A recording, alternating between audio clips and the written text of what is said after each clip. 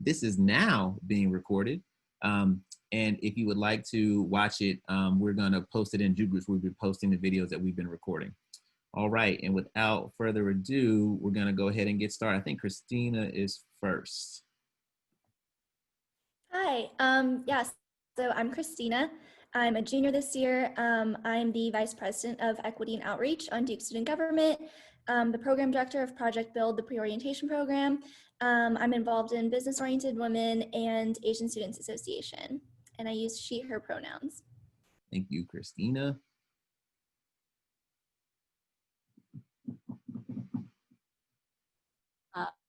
Hey guys, I'm Eleanor. I call Michigan home. My pronouns are she, her, and hers. I'm also a junior. The program that I'm representing right now is the FACT program, which works with FACTs and this year pods. I'm also pre-med, so activities related to that. And yeah, there's a fun quote, I guess, from me, and I'll pass it on. Christina also just took the MCAT, so Eleanor just took the MCAT, so I'm very proud of her for taking that MCAT, because I know that's no joke. So I cannot be a doctor, and I'm bad at science, so I'm proud of you for doing that, Eleanor.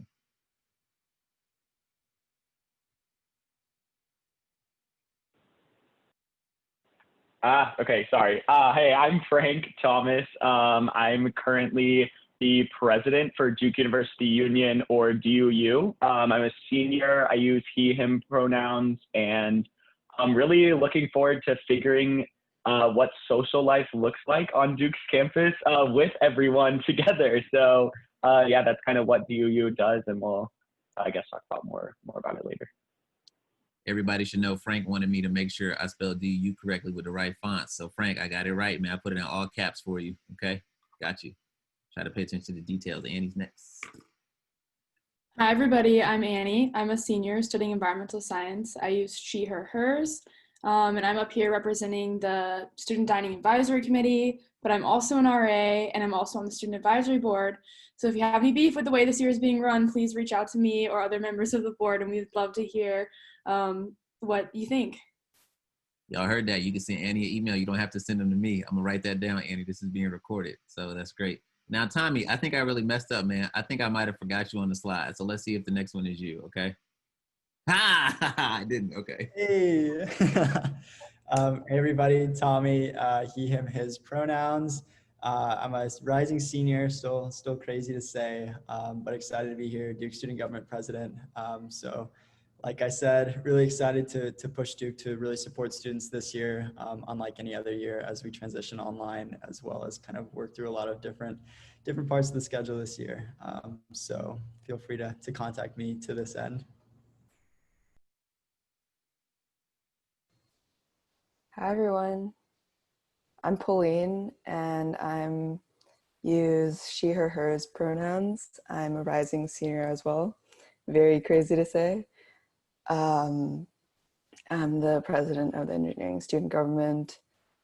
I'm also involved in Delta Sigma Pi. I'm a BME design fellow, and I'm currently calling from Taiwan, so it's a little early for me.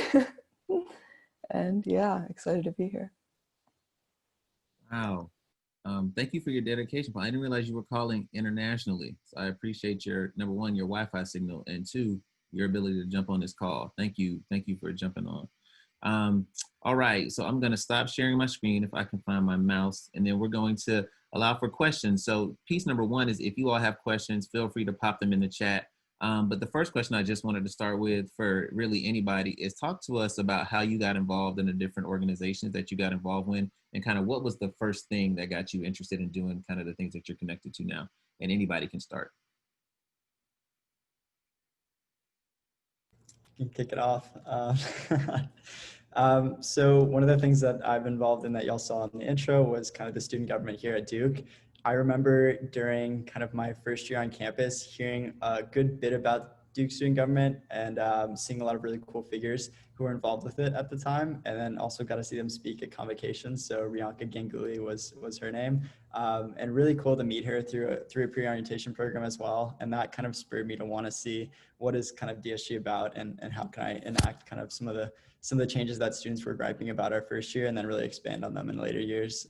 So kind of through a Prio and through some friends, and just kind of general listservs was how I started to get involved with DSG.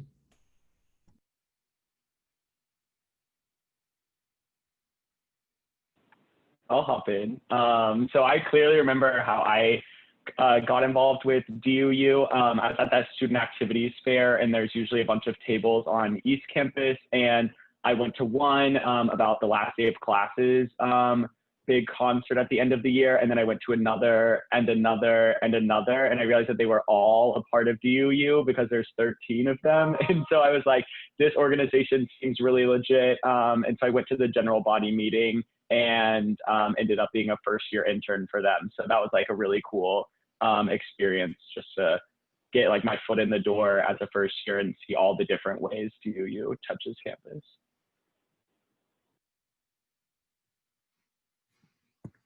Yeah, I guess I'll hop in. So like in the past years, pre-COVID, during move-in day, all the facts would sort of like rush your car and move in all of your stuff for you, carrying up fridges up 4 flights of stairs.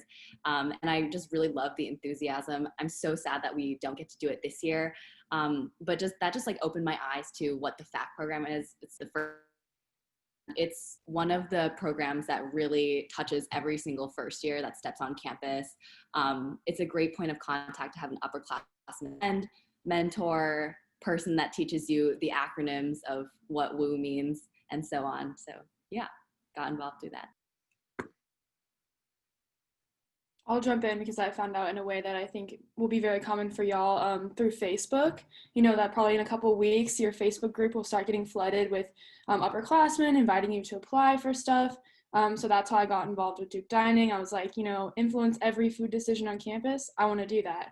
And then for being an RA, just through peers, right? Like people in my classes were like, you know, this is a really good opportunity. You should check this out. So I think both of those are really common ways to get involved, like listening to people's advice and just keep an eye on that Facebook group because I'm sure it will be flooded very soon. Okay, I can jump in. Yeah, so one of my really good friends now who graduated last year was actually my TA in the fall of my freshman year, and he happened to be on ESG and was advertising during office hours. And student government was something I was involved with in high school, so I thought it would be fun. And I decided to run and was thankfully elected. So yeah, your TAs are a great resource for not just classes, but everything else as well. It's good to get to know them. Yeah, so I can wrap us up. For me, kind of opposite of Pauline, actually, I didn't do student government in high school, but was kind of interested in it as I'd heard a lot from people that I knew. And so kind of similar story to Tommy, actually, I'd heard the student government president during convocation give a speech, and I really looked up to her. Her name was Christina Smith, and she actually, I met with her, and she was the one who convinced me to do DSG. She told me that I could run. Kind of was a huge inspiration for me. Running for, I guess, quote unquote office wasn't something that I was like really comfortable with doing, but having role models to look up to was super inspiring. And then I would say for business-oriented women, kind of similar to Frank, I found them at the career fair or the student activities fair. And I really wanted to be involved in their diversity, equity, and inclusion committee because that's something that I'm really passionate about. And so knowing that they had that space and that committee was really cool. And then Asian Students Association is a cultural group. And so I kind of joined them for social events and to just find some community with other Asian and Asian American students. And then other groups that I've been involved in, just like kind of like everyone has mentioned through peer connections. I participated in an identity retreat that happens in the fall, usually called Common Ground. And that was really exciting. And one of my best friends was directing it. And so definitely just like talking to different people, having role models to look up to is super impactful. Awesome. Thank you all for sharing. I want to make a pivot to how you all find balance, right? So I think one of the things that people get excited about is they're going to get flooded with Facebook. Like Annie mentioned, they're going to go to this virtual activities fair and everybody's going to tell them to join their organization, but balance is really important. So I'd love for you to talk about as, juniors and seniors, like how you all have found balance and the ability to both be involved, but also take time for yourself. This is something that I love to talk about. The high school model does not work for college. You cannot do every extracurricular on campus. You cannot join like 30 clubs and do all of them. Like, don't do that. Very much prioritize like what do you want in your life and how can you like kind of find meaning within the clubs that you're in and kind of progress within that area. So like 1, 2, 3 like clubs like maybe is getting into some uncharted territory there. So just really finding meaning within a few number of clubs and making sure to balance like your mental health, your academic life, because it's all kind of a lot, especially within the social scene of college, and it's not the same kind of high school model. So definitely prioritize keeping few, I guess like the quality, not the quantity. I think what Tommy said is so true. Like, you're not going to be president of 6 different things and captain of 2 sports teams anymore, and that's okay. And you can spend your first year like trying different things out. I think I used to tell my residents, like maybe try 3 things, like an academic thing, a social thing, and then like one other thing that you really want to explore. And then you can kind of see how those go the first year. And if you want to get deeper involved and pursue a leadership position, you can. There's definitely no pressure your first year to join up, and it's okay to sign up. I'm still like on listservs of things that I express interest in freshman year that I don't know how to unsubscribe from. But it's okay to like test different things out and then drop it. Like, we all understand that happens, and people in the leadership positions like know that you're trying to figure out who you are. So I think prioritizing is a really important way to find balance, and then like being honest about how much you can take on. Like there's times when I'm at my limit, I can't do any more leadership stuff, and you're going to reach that, and that's okay. Yeah, I really want to echo what Tommy and Annie mentioned. For me, actually, I think something I recognized upon getting to Duke was that Duke is obviously full of like super motivated, passionate students. Everyone wants to get involved in stuff. Everyone wants to try different things. You meet so many different people, and there are just so many organizations at Duke that it's impossible to really actually get involved in all the things that you potentially could. And so I actually wanted to share from my personal experience. I didn't go and join a bunch of different clubs my first year. DSG was actually the only thing that I did. And to be totally honest, I felt really weird about that because everyone around me was in 3 different clubs and I was just doing one. But it actually ended up being really worthwhile, and just focusing on one thing at a time, like easing your way into college too is totally fine. Like, you don't have to feel pressured to go and try like 3 different clubs. You can just find one thing, and if you decide that you want to try more things later on in your career, that's something that I actually did. My sophomore year was kind of my overcommitment year. When my first semester, I joined like 3 different new clubs and then ended up dropping 2 of them. But that's very much like a normal thing that happens. You just keep trying things until you find things that you want to stick with. And there's no shame in dropping out either, because it literally happens all the time to everyone.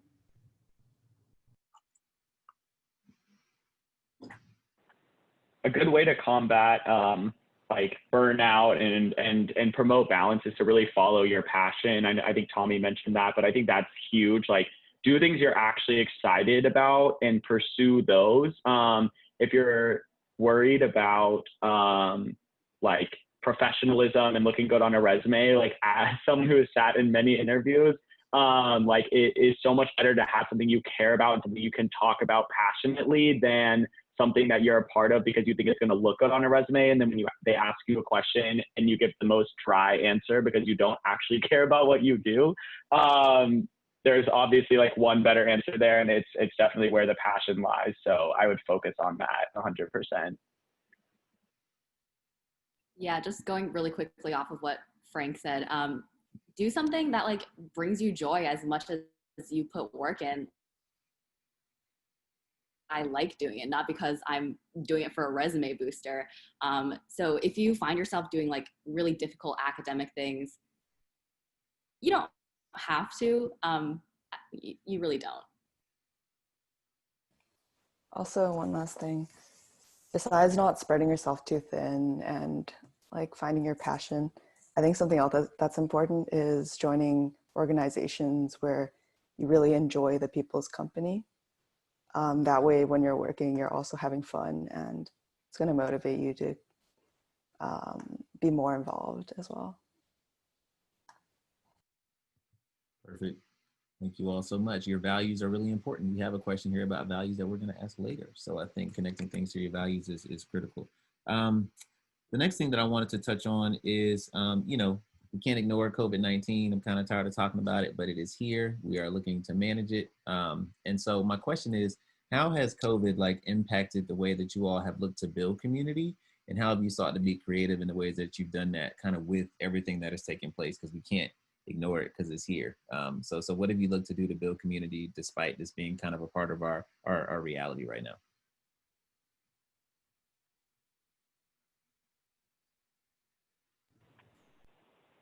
I can hop in. Yeah. So to be honest and very upfront, like COVID has been extremely difficult, especially for DUU, whose entire role is to like bring people together in a non-socially distant way and to like build social interaction and community engagement. And so like the transition virtually like has been extremely difficult.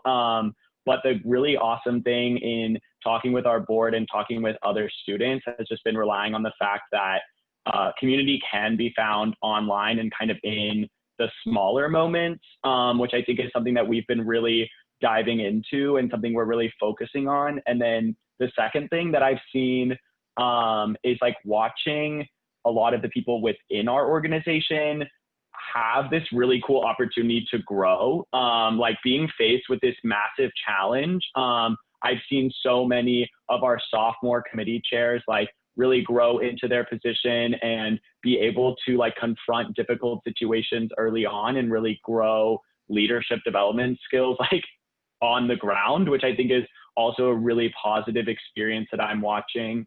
And then lastly, like we're given this really cool opportunity to break from tradition and really be in tune right now to what everybody wants around us. So like, what does the community want right now and how can we be immediately responsive to that? So it's like a really fun, new, fresh time is one really cool way to look at it.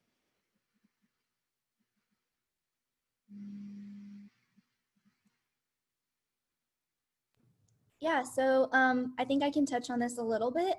So in both of the organizations that I spent the most time on this summer, that being DSG and the pre-orientation program I directed, it was really interesting seeing how there can still be a sense of community. I think for DSG exec board, like even small things can make it a much more fun, inclusive environment. Like, not to brag about Tommy or anything, but during meetings, he would just like have little game nights, make sure that he checked in on everyone.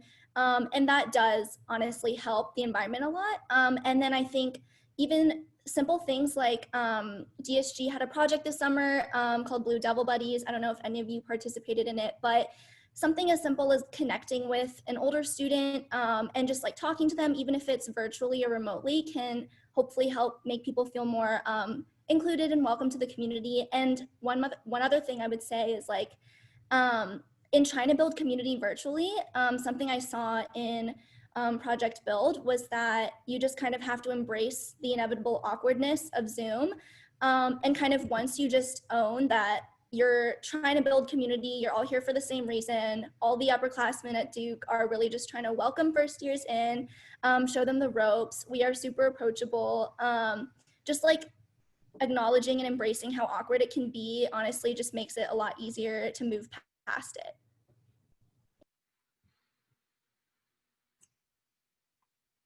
Yeah, I guess I can. Oh, go ahead. Oh, thanks. I guess I'll touch on the O-Week stuff. So O-Week is first part where you start to build your Duke community. And obviously all of that has changed because of COVID. All of O-Week's activities are pretty much online or virtual, recorded, so on and so forth. And that can be really hard to build community. And so what the FAC program has done typically, which one of our pillars is building community, is to sort of like switch that community building to a more like friendly online Zoom format. So in the past, we've also had these like super big, I guess like assemblies where you would learn about like you at Duke and True Blue, all these like formal sessions, but we've cut that down to make it more friendly for Zoom. So now they're called pods.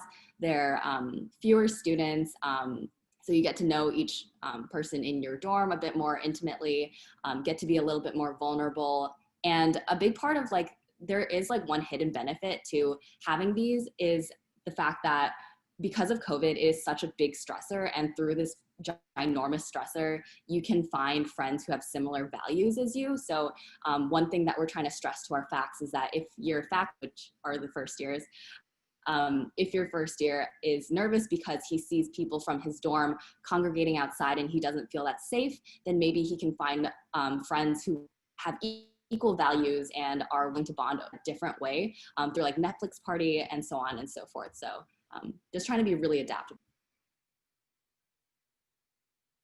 Yeah, I think the RA picture is like pretty similar to like what Facts are trying to do. And I know probably you haven't heard from them yet or had your first floor meeting. Like it will be coming in a lot of virtual events and really trying to create an electronic community. I know a lot of people are using stuff like Slack, for example, which is a lot better than GroupMe, which is better for like singular topics. In Slack, you can make channels, you can like all link up if you really like the same TV show. So I think things like that are coming.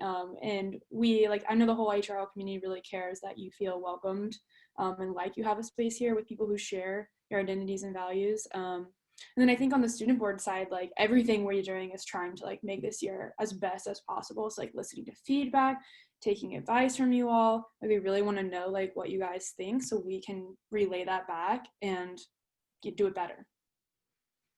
Building off of Annie's point, not everything has to be on Zoom. I think OIT, our Office of Information Technology, also offers Minecraft educationally. So feel free to engage in that as well. Oh man, that made me laugh. Thank you, Tommy. I got to get serious and focused here, but thank you, Tommy. That's a very good point. The next question that I want to talk about is actually places of growth, right? So one of the things that we often think about is the thing our organizations do well, but I'd love to hear from you all. Where do you think are places where your organizations that you're involved in and connected to can use the most growth, and how can you do that? Because I think for incoming students, hearing where there's opportunities for growth will give them insight into things they should think about doing as they think about getting involved. So where do you see opportunities for growth in terms of student involvement and student leadership on campus?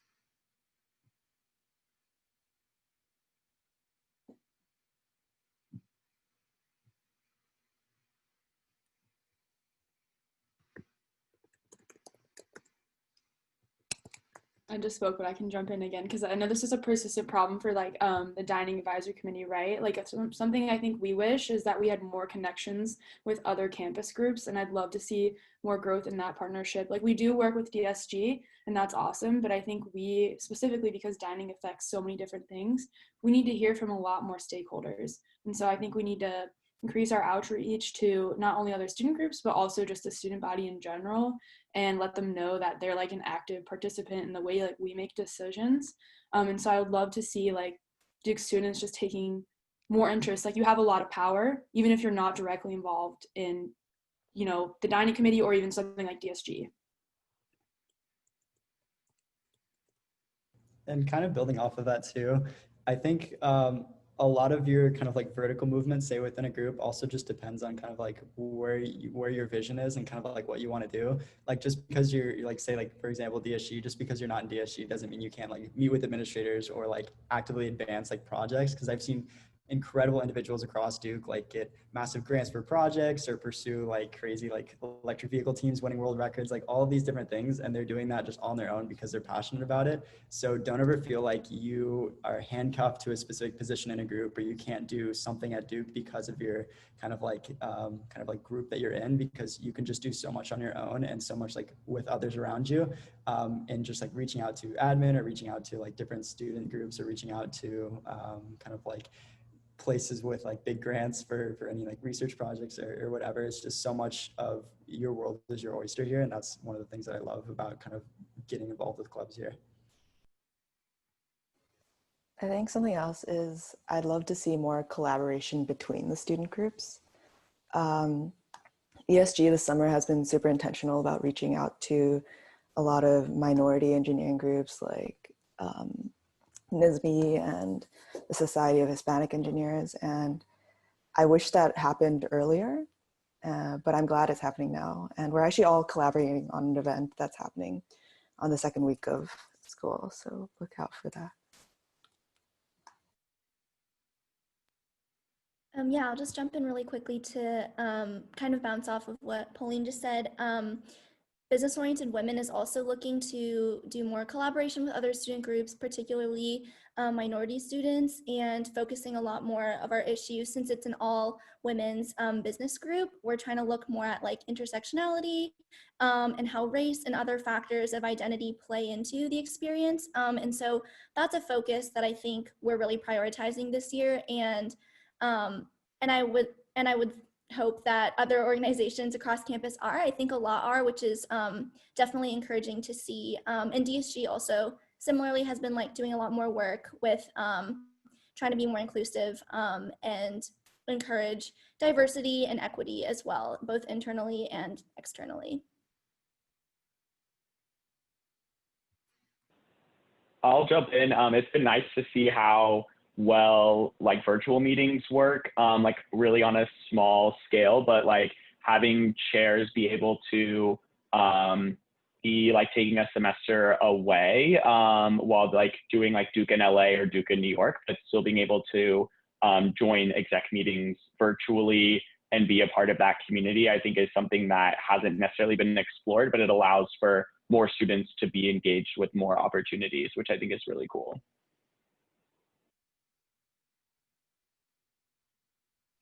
One of the parts of the FACT program that we try to do is tackle heavy issues as well, whether it be racial equity or gender violence, heavy topics and everyone at Duke might encounter during their time here. And so I think a place for growth is to definitely expand upon that and definitely for the better. Just even improving the Duke community as a whole is a focus of the FACT program that we'd like to expand. Great. Okay.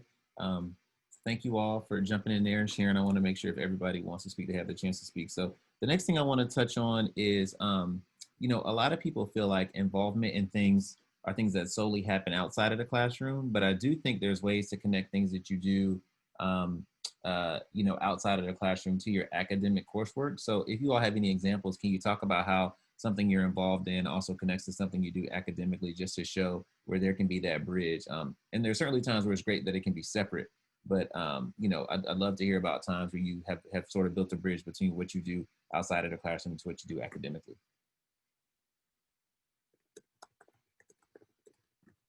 Yeah, I can go ahead and talk. So like I mentioned, care a lot about equity and empowerment and representation. And so a lot of the work that I've been doing with DSG, for example, with kind of helping to reform hate and bias response protocol, trying to reform the Office of Student Conduct Support for Victims of Gender Violence.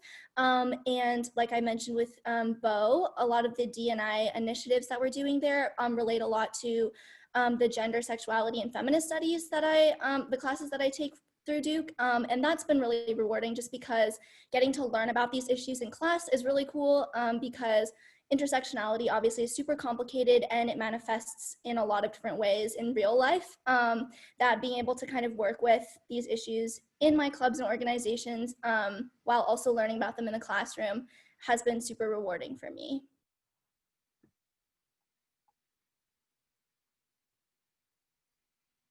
And one pretty tangible example I can think of from kind of in the class and then in like the real world was in a few of my environmental classes for my certificate program. It was crazy to learn about kind of like the light rail project in Durham and public transit and kind of a lot of the like ways in order to reduce kind of like carbon emissions for societies and for kind of like the modern urban infrastructure.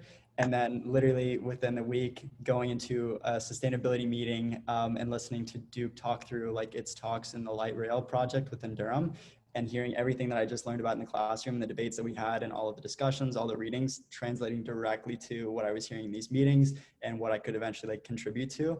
And that was one really neat example. Another one is just with some of my CS coursework, getting to implement that in more of like the political side within DSG and other kind of like revamps of say like the registration system for Duke.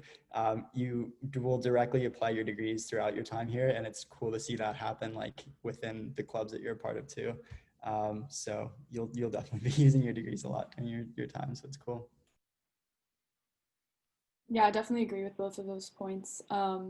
I like am involved with dining, but I also did you know, a whole Duke Immerse, which is a semester where you take all 4 classes around the same topic, and I did imagining the future of food. Because I focused like my entire course of study around that topic. But it was so awesome to go and take back what I learned during that semester and bring that to dining and say like, you know, well, we really need to push something like, you know, plant forward dining if we want to lower carbon footprints, or we need to get compostable things.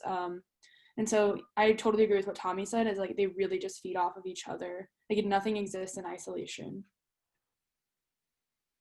Yeah, I think extracurriculars really help you figure out what you're passionate and what you care about. And so I like took 2 elective classes last semester. One was called Authentic Leadership, and the other one was called The University as a Culture. And so taking both of those things into like learning how to lead with empathy and the importance of supporting others and like leading from behind, as well as learning about like historical structures that have built the modern day American university, I think it's like really, really cool.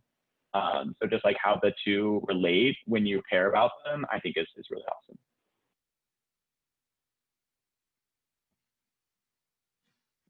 Great. Anybody else want to jump in? Just want to make sure you give everybody a chance. Okay.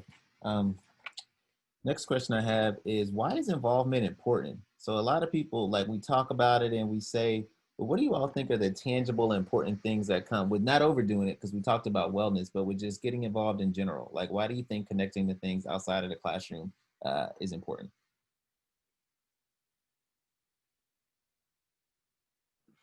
Something that Pauline mentioned earlier was joining groups for people and making sure that the people you're with are people that you want to be spending your time with. And I can say wholeheartedly that the best friends that I have on campus are people that are also in the organizations I'm in, people who I can sometimes work side by side with towards a common shared goal. And so I think for me, being involved at Duke hasn't just been about my personal growth as much as it also has been about building community and getting to know people, just like meet as many people as you can, because everyone at Duke has something special about them that they're passionate about, and you can just learn so much by being involved and working with others.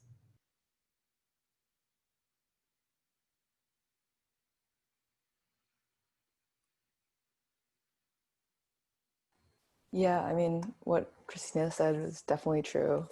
The TA I talked about earlier, who introduced me to ESG, became my really, really good friend and like upperclassman mentor later on. And a lot of DSP is also a huge community for me, and I found a lot of my best friends through it. So yeah, I think getting involved is a great way to build a community that you want to be involved in and share a common goal with.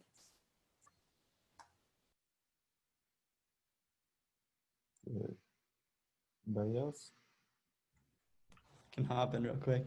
And one of the things that I think is really unique about Duke is that environment is really collaborative too. So it's not like the cutthroat, you're competing with your friends, like they really are lifting you up and they're really pushing you to be better, and you're doing the same. So that's like been one really rewarding thing to see in a lot of the organizations across the university, is that everyone is so willing to work with each other to learn your like technical interview skills, or to actually work through a hard math, like, or whatever hard problem you're working on, or to actually like just be there for you as a support network, something as simple as that. It's just amazing to see how willing people are to give. And lastly, like getting involved just opens so many doors, whether it's an administrator or like an office space you can hang out in with friends, or just like knowing where to turn when you like get lost, when you need something that a student can't necessarily like give to you. I think that's also like a huge plus that doesn't get talked about enough. I think we all enjoy benefits from our student orgs that we wouldn't have as just like individuals.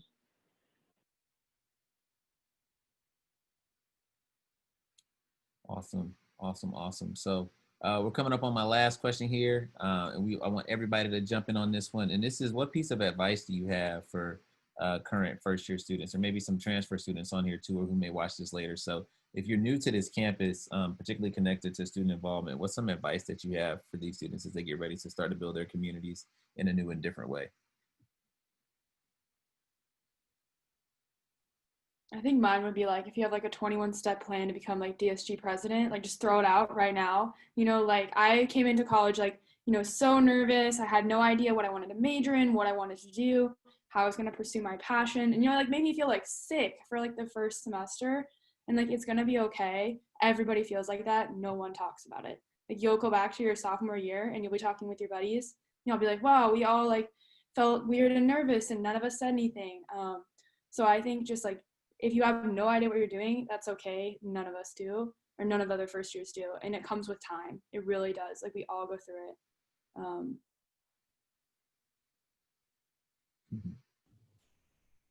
Yeah, so definitely agree with what Annie said. I would say just my biggest piece of advice is try different things, because you don't really know what it is that you might be interested in college. Like, I know a lot of students stick with what they did in high school and a lot of students don't. I personally didn't.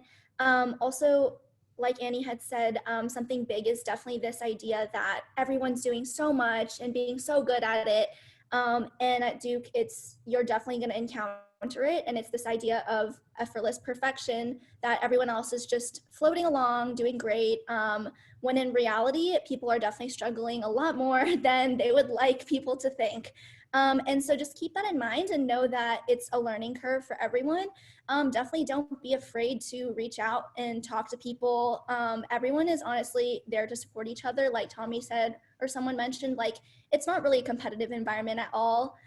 People do really support one another here. And there's like, you can turn to anyone. You can turn to people who are in any organizations that you're in. Turn to your RAs. They can be really supportive. Annie was actually my first year RA and she was super nice. And just talk to people. And people are definitely a lot more likely to open up probably than you would think. Also, I would also say that like, people who are generally in leadership positions of their organizations like might seem intimidating and scary, but usually they're just super open to talking to newcomers. So definitely don't hesitate to ask any questions. And don't think that there's like some sort of weird dynamic where like they're in leadership and you're just joining, like you can't talk to them for whatever reason, because Duke students are always willing to help. Yeah, building directly off of what Christina just said, my piece of advice is to, pardon my language, Jordan, but to send that damn email. Like, just if you want something, like, you would be surprised the doors that an email can open. And like, whether it's academic related, if you want to do research with the professor, if you want to get into a class that has all of its spots filled, if you want to join a committee or be a part of an organization, just email them, explain yourself, and wait for a response. And if you don't get one, email another time. Maybe don't do 3, but I think a bump is totally fine. So like, that's definitely my piece of advice. Just like, don't be afraid to reach out. If they ghost you or say no, then fun. But like, I think there are just so many doors can be open that people, like, opportunities that people can have, they just don't ever ask. So definitely just ask. Yeah, kind of definitely going off of what I was saying, use your resources, whether it be office hours, don't be shy, go to office hours, or CAPS, or your FAC, or your TAC, or even know what office hours were. Like, I came to a public school that didn't have a ton of funding, so I didn't even know what office hours were. Use them. To your RAs, talk to everybody, be open.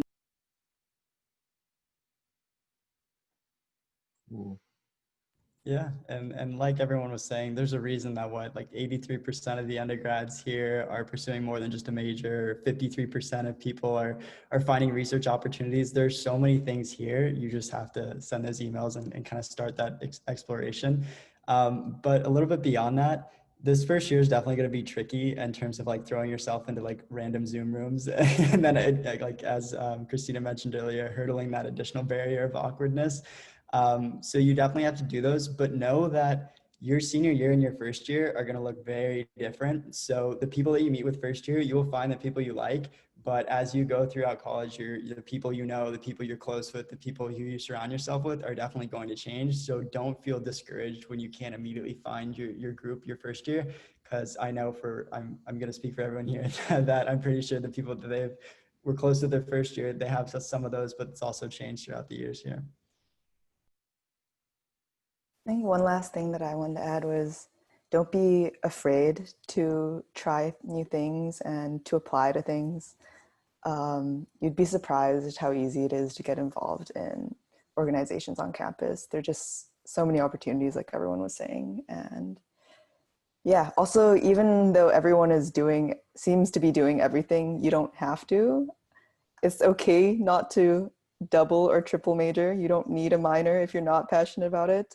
Certificates don't matter if you're not passionate about those either. It's totally okay to be one major too.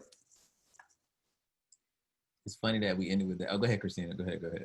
Oh, I was just going to add really quickly. I totally agree with Pauline in that you should just, if you're interested in something, definitely apply.